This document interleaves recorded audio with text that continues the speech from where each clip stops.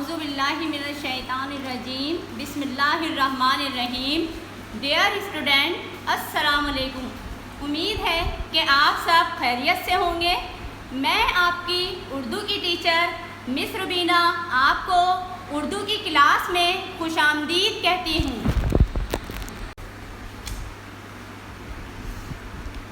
آج میں آپ کو آپ کی اردو کی کتاب کا پہلا لیسن حمد کے بارے میں بتاؤں گی کہ حمد کسے کہتے ہیں.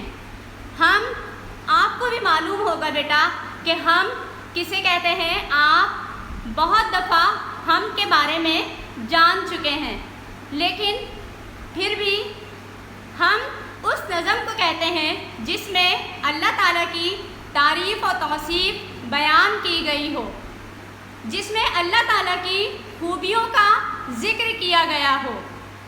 آپ کی کتاب کی حمد کا پہلا شعر یہ ہے: یہ عنبر، یہ دھرتی، یہ پربت، یہ رائی، جہاں کی ہر ایک شے خدا نے بنائی. اس شعر میں شاعر اللہ تعالیٰ کے حسن تخلیق کا ذکر کرتا ہے اور کہہ رہا ہے کہ اللہ تعالیٰ ہی کی ذات ہے جس نے یہ زمین آسمان بنائے اور ان میں نادر و نایاب چیزوں کو سجایا. ہمارے لیے آسمان کو چمکتے سورج چاند ستاروں سے اور زمین کو پہاڑوں جیسی بلندی اور رائی کے دانے جیسی چھوٹی چیزوں سے حسن بخشا، خوبصورتی بخشی. اس زمین کو یعنی اس کائنات کی بڑی سے بڑی اور چھوٹی سے چھوٹی چیز کا خالق و مالک صرف اللہ تعالیٰ ہے. اس دنیا کی جتنی بھی خوبصورتی آپ کو نظر آ رہی ہے، آپ کی آنکھوں کو لطف اندوز کر رہی ہے، صرف اللہ تعالیٰ ہی کی مرہون منت ہے. ہر چیز کی قدرت اللہ تعالیٰ کی وجہ سے ہے. حمد کا دوسرا شعر: یہ ہستی مچلتی ہنسی آبشاریں، ہوا جن سے چنتی ہے ٹھنڈی پھواریں. اللہ تعالیٰ کی تخلیق کردہ ہر شے میں خوبصورتی اور انفرادیت موجود ہے. پانی اللہ تعالیٰ کی بہت بڑی نعمت ہے. پانی ایک نعمت خاص ہے انسان کے لیے. بلندی سے جب یہی پانی دھار کی صورت میں نیچے گرتا ہے تو آبشار کہلاتا ہے. آبشار کسے کہتے ہیں؟ جب پانی جھرنے کی صورت میں، دھاروں کی صورت میں پہاڑوں سے نیچے گر رہا ہوتا ہے، اس کو آبشار کہتے ہیں. شاعر نے پانی کے گرنے کی کھنکتی ہوئی آواز کو آبشار کی ہنسی قرار دیا گیا ہے کہ پانی جب گرتا ہے پہاڑوں پر سے تو اس کی جو آواز ہے وہ ایک ہنسی کی مانند لگتی ہے. اسی آبشار سے ہوا جب گزرتی ہے تو پانی کی ننھی ننھی بوندیں ہوا میں شامل ہو جاتی ہیں. انسان ان نظاروں کو دیکھ کر دم بخود ہو جاتا ہے اور اس کا دل خدا کی عظمت کا معترف ہو جاتا ہے. خدا کی عظمت کی تعریف کیے بنا انسان نہیں رہ پاتا. حمد کا اشعار نمبر 3، شعر نمبر 3: یہ گرمی، یہ سردی، یہ دھوپ اور سائے، یہ موسم بدلتے اسی نے بنائے. شاعر اس شعر میں موسموں کا ذکر کرتے ہوئے کہہ رہا ہے کہ اللہ تعالیٰ ہی کی ذات ہے جس نے موسموں کو تبدیلی کے حسن سے نوازا ہے. کبھی گرمی ہے، کبھی سردی ہے، کبھی تیز دھوپ ہے اور کبھی بادلوں کے سائے ہیں. یقیناً بدلتے ہوئے موسموں کے یہ رنگ اللہ تعالیٰ کی بڑائی کی گواہی دیتے ہیں کہ ان سب کے موسموں کی تبدیلی کو بدلنے والا صرف اللہ ہی کی ذات ہے. ذرا سوچیں، اگر موسموں کی تبدیلی نہ ہوتی تو انسان موسم کی یکسانیت سے گھبرا جاتا.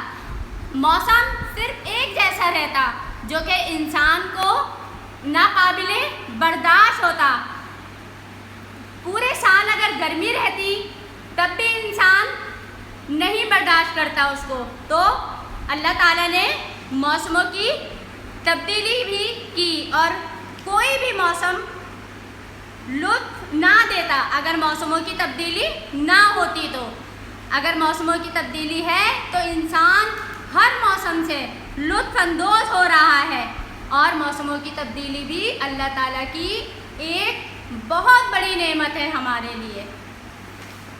حمد کا شعر نمبر 4، پرندوں کو پرواز اس نے عطا کی، جھلکتی ہے اس سے بھی قدرت خدا کی۔ اللہ تعالیٰ نے انسان کے علاوہ قسم قسم کے پرندے پیدا کیے، چرند اور پرند پیدا کیے جو دنیا کی رونق دوبالا کرتے ہیں، دنیا کی رونق میں اضافہ کرتے ہیں۔ یہ پرندے، یہ چرند پرند جتنے بھی ہیں یہ دنیا کی رونق میں اضافہ کرتے ہیں۔ اس شعر میں شاعر پرندوں کا ذکر کر رہا ہے اور کہہ رہا ہے کہ اللہ تعالیٰ نے پرندے بنائے، انہیں پروں سے نوازا اور پروں کو پروازی قوت عطا کی۔ یقیناً خدا کی تخلیق ہر لحاظ سے مکمل، دلکش اور خوشنما ہے۔ یہ اللہ تعالیٰ ہی کی قدرت ہے کہ اس نے اپنی ہر تخلیق پر ایک انوکھا رنگ اور نرالا انداز عطا کیا۔ حمد کا شعر نمبر 5، گلستان کا دامن گلوں سے سجایا، پھر ان پر چہکنے کو بلبل بنایا۔ شاعر اس شعر میں اللہ تعالیٰ کی تعریف اس انداز میں کر رہا ہے کہ اللہ تعالیٰ نے ہمارے لیے زمین بنائی، اس پر طرح طرح کی نعمتیں پیدا کی، نہ صرف یہ بلکہ سرسبز اور دلکش بنانے کے لیے رنگا رنگ پھولوں سے بھی سجایا اس کائنات کو۔ باغوں میں موجود خوبصورت پھول اور بہاروں کے رنگ تخلیق کیے اور اپنی تخلیق کو مکمل کرنے کے لیے بلبل بنایا۔ گویا اللہ تعالیٰ نے اپنی نعمتوں کا شکر ادا کرنے کے لیے بلبل کو وجود دیا، جو گلستان میں چہچہا کر اپنے خالق کی حمد و ثنا بیان کر رہا ہے، اللہ تعالیٰ کی تعریف بیان کر رہا ہے۔ حمد کا شعر نمبر 6، دیے کان اس نے کہ ان سے سنے ہم، نظر دی کہ دیکھیں نظارہ کریں ہم۔ اس شعر میں شاعر اللہ تعالیٰ کی تعریف کرتے ہوئے کہہ رہا ہے کہ ہم اللہ تعالیٰ کا جتنا بھی شکر ادا کریں وہ کم ہے، کیونکہ اللہ تعالیٰ نے ہمیں سننے، بولنے، دیکھنے اور محسوس کرنے جیسی حصوں سے نوازا ہے۔ آنکھ، ناک، کان وہ نعمتیں ہیں جن کا کوئی نعم البدل نہیں ہے۔ کان سننے کے لیے، آنکھیں دنیا کے دل فریب نظارے دیکھنے کے لیے، دنیا کی خوبصورتی دیکھنے کے لیے عطا کی ہے۔ یہ ایسی نعمتیں ہیں جن پر ہم اللہ تعالیٰ کا جتنا بھی شکر ادا کریں کم ہے۔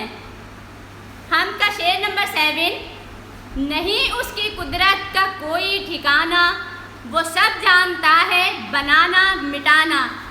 اس شعر میں شاعر نے اس حقیقت کی نشاندہی کی ہے، اس حقیقت کو بتایا ہے کہ جو صرف اور صرف اللہ پاک کی ذات کی ہی خوبی ہے، اللہ پاک کی ذات کا ہی وصف ہے، یعنی یہ دنیا اللہ تعالیٰ نے بنائی، وہی اسے ختم کرنے والا اور وہی اسے زندہ کرنے کی قدرت رکھتا ہے۔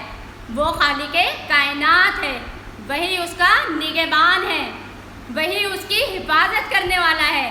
تمام کائنات اللہ تعالیٰ ہی کی ہے اور پوری کائنات صرف اللہ تعالیٰ کے مطابق ہی چل رہی ہے۔ حمد کا شعر نمبر 8، ہمیں جان دی اس نے جینے کی خاطر، بنایا ہے جل اس نے پینے کی خاطر۔ یہاں پر جل پانی کو کہہ رہے ہیں شاعر۔ اس شعر میں اللہ تعالیٰ کی نعمتوں کا ذکر کیا گیا ہے کہ اللہ تعالیٰ نے اس کائنات میں انسان کی صورت میں زندگی کا وجود قائم کیا اور پھر اسے زندگی کو قائم رکھنے کے لیے اسے پانی جیسی نعمت سے نوازا، اسے پانی جیسی نعمت عطا کی۔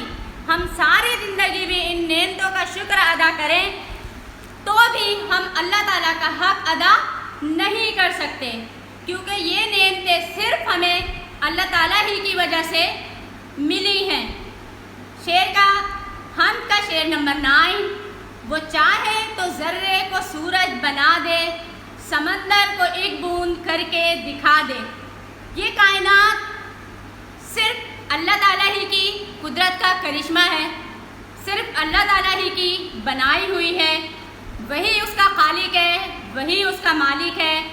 ہر چیز اسی کے حکم کے مطابق چل رہی ہے، کچھ بھی ایسا نہیں ہے جو اس کے کارخانہ قدرت سے باہر ہو، ہر شے اس کے اختیار میں ہے۔ وہ چاہے تو ذرے جیسی معمولی چیز کو بھی سورج جیسی تابندگی عطا کر دے، یا سمندر جیسی وسیع و عریض شے کو سمیٹ کر بوند بنا دے۔ یعنی انسان کی عقل و فہم یہ حقیقت سمجھنے سے بالکل قاصر ہے۔ اللہ تعالیٰ چاہے تو کسی بھی ایک چھوٹے سے چھوٹے ذرے کو بھی سورج کی روشنی کی طرح چمکا دے، اور اللہ تعالیٰ اگر چاہے تو سمندر کو ایک بوند کی صورت میں بھی بدل سکتا ہے، اور یہ انسانی سوچ کبھی بھی تصور بھی نہیں کر سکتی، اپنے خیالات میں بھی نہیں لا سکتی کہ ایسا ہو بھی سکتا ہے، اور اللہ تعالیٰ کے بس میں ہر چیز ممکن ہے۔ حمد کا شعر نمبر 10۔ نہیں کام کوئی بھی حکمت سے خالی، وہ دانہ مٹا کر بناتا ہے بالی۔ شاعر کہتا ہے کہ ہم جدھر بھی نظر اٹھائیں اللہ تعالیٰ کی قدرت نظر آتی ہے۔ ہم بیج بوتے ہیں اور اپنی قدرت سے بھی انہی بیجوں سے ننھے ننھے پودے نکالتا ہے۔ یہ ننھے پودے نشو و نما پا کر پھر سے پھل اور اناج پیدا کرتے ہیں۔ پھل ہمیں دوبارہ بیج فراہم کرتے ہیں۔ ایک بیج سے فصل پیدا کرنا اللہ رب العزت ہی کی قدرت ہے، اس کے بنانے اور بنا کر مٹانے میں بھی حکمت پوشیدہ ہے۔ گویا اللہ تعالیٰ کا کوئی بھی کام حکمت سے خالی نہیں۔ حمد کا شعر نمبر 11۔ یہ برگ و ثمر پھول اشجار سارے، یہ چاروں طرف مسکراتے نظارے۔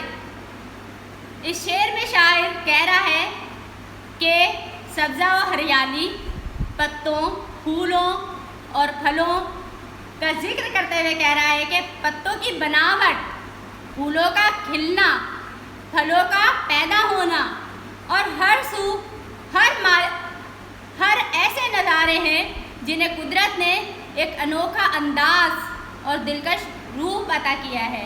یہ تمام نظارے انسانی آنکھ کو لبھاتے ہیں، انسانی آنکھ کو لطف اندوز کرتے ہیں۔ شعر نمبر 12۔ وہ سب کا ہے خالق، وہ سب کا خدا ہے، زمین سے فلک تک اسی کی رضا ہے۔